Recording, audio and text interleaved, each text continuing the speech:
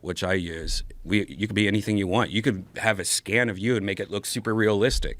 So when you're talking to somebody, you look like you're talking to a real person. But like that. See, that's actually a woman that used her phone and scanned her image into an avatar. And that's the stuff that's cool. And unfortunately, Zuckerberg and all those guys have been pushing this like ridiculous Nintendo Wii. No, this was to be just so. This was Zuckerberg. This is Meta's. Right. But that's the metaverse that and he's not selling this metaverse, right? He's selling this silly version of it. So what's the silly version? Is the fact you have to have the headset? Well, could you just type in like the Oculus Worlds? I think. Yeah, or whatever. That's the stuff that what he's showing is more closer to what I'm using right now, and that's VR chat. Right. This is look at all these goofy characters, like. See, you have no legs. You look like a little cartoon. It looks like for kids, Mm-hmm. And what you were just watching, like with that other image that is coming soon, or that's the kind of stuff that's already out there, and that I use. I could be a realistic person. I could be a cartoon character. I could be anything I want. I have legs. This is just like, I don't know, for kids. It's very kids. This is not the only thing that was available, right? Correct. Like. This is just to like hang out and talk to people, I guess, right? Right, but this is what Zuckerberg, like the metaverse, this is his, like where he's spending billions of dollars thinking this kind of thing's going to take off. And, So here's something that I asked someone over a year ago that I didn't understand because we hadn't seen the AI stuff. There's spaces like this, where I'll try to pull it back up on the screen. When this guy is like floating around in here, this is not how they did it, I'll be honest with you, but this is how it was explained to me. When you're in that world, it shows like a missile silo or something. You could be like, nope, don't make that a missile silo. I want to be on a beach. Mm-hmm. You just say that, and it'll go, okay, poof. Yeah. Now you're on a beach. And it's like, no, it's too cartoony. Make it more realistic. Right. And it'll be like more realistic beach. Right. And that's how some of the metaverse stuff is supposed to be. It's not here yet, though. And I don't know how long it's going to take to get here. But isn't a barrier to entry just the putting on goggles? That's a lot of people don't want to do that. Right. Well, it's also makes people sick. Also, a lot of problems, and that's mostly based off frame rate. So, like, if you're using something that is poorly made, like software, like an app, and you put it on, and the frame rate's shit, then you're just going to get sick immediately.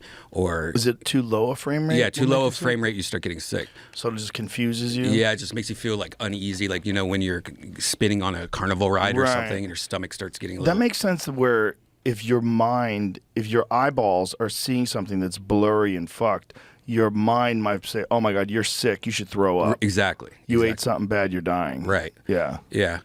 And here's something I'll show you. It's tough. There's not a lot of content, and Facebook may be fucking up by not showing this stuff more. So Canon made this dual fisheye lens. I'm pretty sure it's the only one that's out there right now. Right. That allows you to shoot content to be watched in these headsets, mm-hmm. and when it's done right, which hasn't been done right very much, but when it is done right, it's fucking amazing. It is wild how cool it looks, but there's not a lot to look at right now, and you have to put the headset on to see it. Right.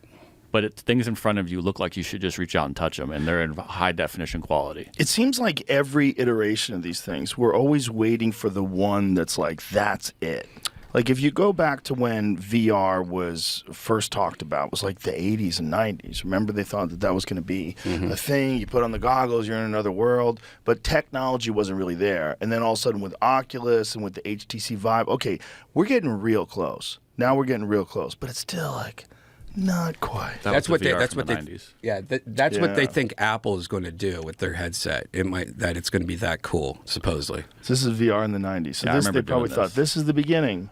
We're getting ready, and this is going to be the future. And even to use this, you had to be in a big pod, like those pods we almost want to use now. But the pod was just to track you. Like if you went out of the pod, it wasn't reading you. Anything inside the pod, it read, and you had to have all sorts of cables and wires and things connected to you. Still, though, where did they have this at? They did at COSI. Okay. So this is in the 90s, and here we are, 2023. It's still not quite. You would have thought that would have taken off. I forgot about that. Yeah, that's what the headset looks like. Which they still have these things in arcades all over the place. The graphics got a little better, but one of the things they think they're going to be able to do is recreate psychedelic experiences.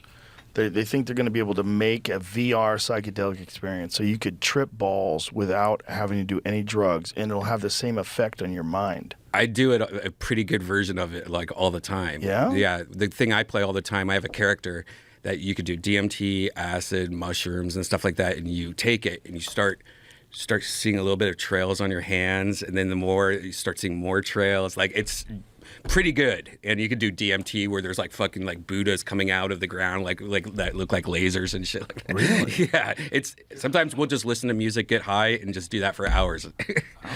And what are you using? What is this? This looks like Unreal, but someone's made a shroom trip. It Yeah. looks fun. Yeah. Oh, wow. This just goes on for a few minutes. Yeah, there's just different visuals and stuff. How many grams did you say that is? Yeah, see, I love that lighting effect where it's like clouds, shadows. Whoa. Maybe this is a real video, then they fucked with it. Yeah, I think this Those is are real dogs. Yeah, this is a real video. The dog knows you're tripping. That's cool. So what are you using? I'm using VR chat, which is like the good version of what Zuckerberg's trying to do. And VR chat is connected how? Like you're using a PC? It's free. You could actually use an Oculus for it. You're not going to get that great of graphics, but I'm using like a really high-end PC and a Valve Index headset, and it's VR chat's free. And it's kind of like, you just download it, you make your character or whatever, and then you go, hey, I want to go to Disneyland, or hey, I want to go on a beach, and you just type in beach, and it's like Google, and they'll show you all the worlds you can go to. And then you go there, meet up with your friends, do acid on the beach or whatever. And the graphics are really high end? Oh yeah, it's each level is made by a different person, so there's like good versions of it and bad versions of it, realistic versions of it. So this is like the real cutting edge. This is way more popular times a lot, than Zuckerberg's stuff. Really? And this is like how many people are using this? It's one of the largest user base of a multiplayer game on Steam. Yeah, there is another thing which I don't like. You're hung up on that headset. You don't. Maybe today you do, but you're not going to have to use the headset. You'll be able to play with me and Brian if we have our headsets on just through a browser like this. Like you can do that right now. Yeah, you don't have to put the headset on. Yeah. Oh, so you can play it like a video game. Yeah, or a chat room. Now, what is the best version of graphics? Like these things are all made by different people, right? Yeah, so what's the best version? So if I were to play this right now with you, I have bookmarked like all these worlds. So like I have the best world to go to if you want to be in a beach, best world if you want to be on the moon, best so. Like look at this bar. This kind of has good lighting and stuff, but it almost looks like a nice realistic bar. And look at that character. See, like that's somebody that scanned themselves. It looks like. Yeah. Obviously. Yeah. How weird. And so now you look back at what we were just watching with Zuckerberg's, metaverse, and it's so silly compared to this, like graphic-wise. It's like you can be anything you want. Yeah, but isn't the metaverse stuff, the Zuckerberg stuff, capable of doing things like this? Yeah, it's just that's why it's not working though. Like, look at that. That looks like a real ice bin for popsicles. Like at a convenience store. That's not the graphics you're seeing on Zuckerberg. Zuckerberg's is very cartoony, very kids kind of feeling. Is that for all of them or just different software applications? Well, like you could play this on the headset, but the metaverse it is the Facebook. Like they're trying to get you into that metaverse world, and that's what's failing. But it's other stuff in the metaverse, like with the Oculus that they have these virtual tours. Yeah, but that's not like the metaverse. That's like you can play.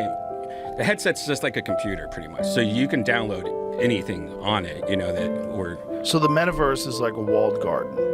Metaverse is like what we were just watching VR chat, where it's kind of like a chat. That's the real metaverse. But what Zuckerberg was trying to do, you're saying, is like a walled garden. Like they were making it very specific to these apps. They were going to have these kind of cartoony things. Right. It's the metaverse is doing it through all these characters and stuff like that. I don't know. It's so hard to explain because it's. They made it confusing as fuck, But if anybody can explain, if you can't explain it, nobody can explain it. Right, that's a lot of the problem, It's VR's taking off. The metaverse is just not taking off because Facebook wants you to live inside their world, And it's a world that they create, though. Right. So that's what I mean by a walled Yeah. garden. Yeah. So it's all their stuff. And it's also very stylistic. I kind of feel like if I've been having the problem, if I haven't come across anything yet that like Brian and I couldn't explain or show you in less than 3 minutes, then they haven't fucking figured it out yet. Yeah, exactly. Right. We're not there yet. So like, I'm like, I don't know. It seems close, but it seemed close for 4 years. So Yeah, that's what I'm saying. Like with every iteration of the virtual reality world, it's like this is going to be it, but it's not. I don't know how much the pandemic would have slowed down production. I feel like it did fuck up some stuff while they were all working in offices doing stuff, messing with these headsets, because they have shown some behind, like, there's a video Zuckerberg has, I think, on 60 Minutes. They were showing some behind-the-scenes prototype headsets. Mm-hmm. They have a thing that's it sticks out from the head, like the eye area. It's ultrasonic sound waves that are pointed at your mouth. And the lady that they had try, or maybe it was a guy, they said they could feel raindrops on their mouth. Jesus. And that was recreated with sound waves. Yeah. Physically touching you. But that's not anything they have commercially available. It's just like an in-house demo. And that sounds fucking cool too. But It seems like it's the Neuralink. It seems like it's some sort of neural interface. When that hits, then all this shit's gonna make sense. And that's even scarier because you don't know what you're seeing is real or not. That's sci-fi movie shit. Yeah, you're gonna walk right off the top of a building. Exactly. Yeah. You get hacked somehow or trolled and like you go into traffic, Yeah. That's scary as fuck. Well, I mean, the future is always going to be scary when it comes to things like this. Just technology in general. There's going to be some mistakes.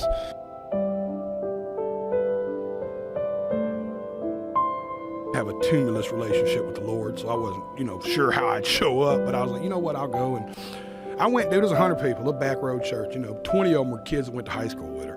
And around the same time, I caught this little motherfucker smoking pot, right? She's 15, she's doing 15-year-old kid stuff, and I was like, buddy, you won't believe it. About your age, I started making these same decisions, and I was going to this little bitty church in Antioch. I tell her the story of this church, she don't believe it, so I take her to this old church, it's still there, it's called Whitsitt Chapel Baptist Church. And that night, riding home with her, I didn't tell nobody, but in my mind, I thought, that's the album I'm writing. Like, fuck every song I wrote, I'm writing this album. I called Zach Crowell, he produced every Sam Hunt song ever. One of the biggest producers in town, I've known him my whole life. He's here with me right now.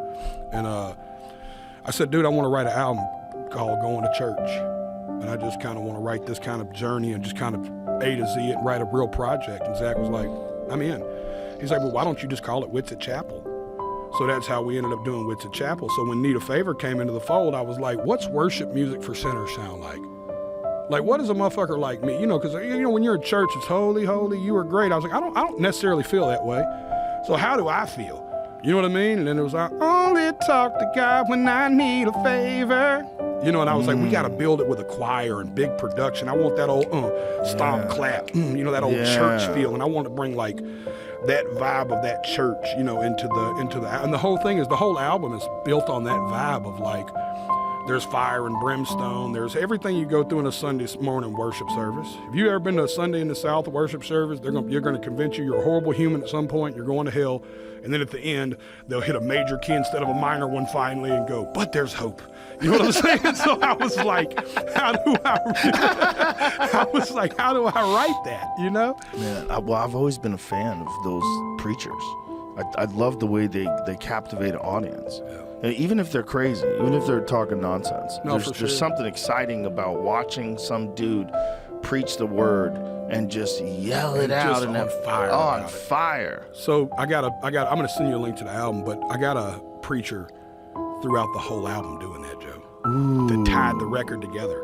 Oh, so wow. You ran, like, the album starts with this dude, like, and by the grace of God we were saved, and it just drops the first song. Whoa. It's cool, man. That's amazing. I got nerdy, dude. I went like old school, dude. I went like back to the 90s, Joe. I was in the studio, like, we were just getting high and coming up with shit. Beautiful. Yeah, it was so much fun. It's probably the most fun I've ever had writing an album, because it's the first time I've sat down in a long time and wrote an album, instead of just writing a bunch of songs and then picking an album. You know what I mean? I was like, no, I'm writing, like, we're gonna sit down and write an album. So that just came out of the blue, inspirationally? Yeah, I just wasn't. Just felt like something to do. Man, I'm gonna get like all the way real. I didn't understand I had commercial success for the first time in my life, and I didn't know how to deal with that. So you do what everybody does in that moment. I'm sure you may or may not have been there in your career early where you chase it then. You're like, oh my God, hold on, I can be. Yeah. And I realized that the songs wasn't sounding like Jelly Roll no more. You know? And I was like, no, I'm doing the thing that people do where they fuck their career up. I was like, I'm not doing that, man. So you think that that's just a normal trap that happens to everybody that gets success, and they don't want to fuck up that success, so they try to make a formula for what they think the people liked about their early shit? Yes, 100%. Or they chase whatever the poppy record was or whatever the record that did the most. So it's like, how do I write another song like that? So I was coming off of a hit that the one I gave you the plaque for, Son of a Sinner, was my first radio hit, like hit. And I was like, I didn't know how to come out of it because I didn't write the song for radio. I wrote the song like I wrote every other song. But then you start thinking, oh, I can write songs for radio. And I had fucking 70 radio songs. Like, fuck, I'm not, it's like, no, man, I need to do what got me to radio. I need to do what Jelly Roll does. And I was like, I know what it is. I'm going to get back in my foxhole and write me a fucking album, dude. You know what I'm saying? That's beautiful. I took it off Music Row. We went back to some little old back-ass studio in the backwoods, and we wrote it kind of like, like we wrote all my early shit. I feel like it's like every level of success that you get, you're presented with a unique problem that you haven't seen before. And it's up to you to just figure it out. Just figure it out. What are you doing this for? And I think that applies to everything. I know it applies to comedy. It definitely seems to apply to music. I think it probably applies to everything. Figure out what you're doing it for. Like, why do you like to do? I know you have to make a living, but once all that's taken care of, like, what are you doing it for? You should be doing it for the love of this thing. Whatever this thing is that you do, you are a love-spreading machine as a human being. Right. Whether it's your love of carpentry, whether it's your love of electronics, what is it? What's your thing, man? Right. Everybody's got a thing, Yeah. but not everybody finds their fucking thing. That's the problem with this world. So people get trapped in something that's not their thing, and that's what they are now. And they don't ever get to express themselves in a way that would make them feel good. Well, for me, I always call it the why. And it's like what you said, even with the music. And that's what happened with those 70 songs. When the why comes down to, oh, this is catchy or this is a good song, I'm past the point of like, I want to help people, Joe. Like, my music has always been therapeutic. My music has always been for people. What got me into music was my mother. So my mother was a woman who struggled with extreme mental health issues and drug addiction. And she would never come out of her room, Joe.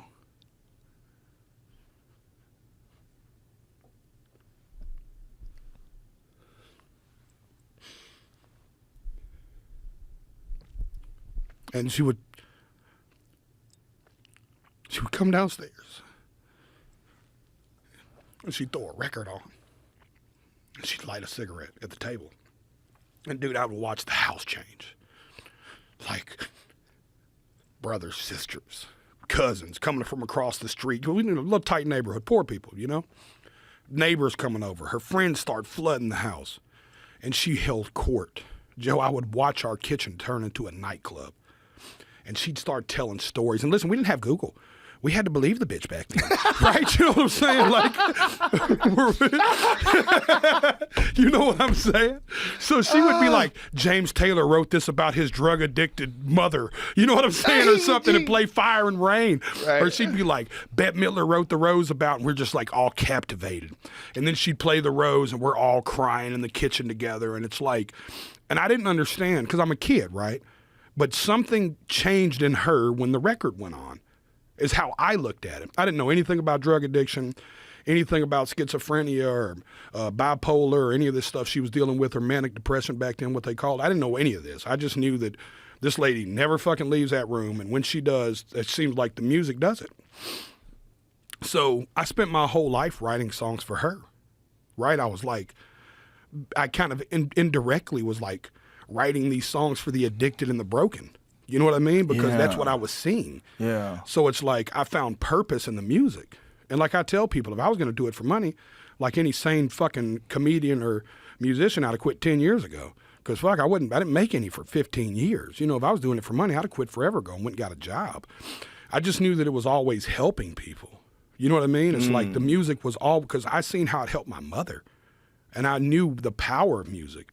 And to this day, like when you first bring up music, I'm like, I'm a mood guy. It's like, you know how I feel about what I got to go listen to. Like, to this day, if I'm going through something in life, I'll grab a joint, go hop in the pickup truck and tell my wife I'll be back. And she knows what I'm doing. I'm just going to go listen to music for an hour and smoke a joint, and I'm going to come back and sort through this shit.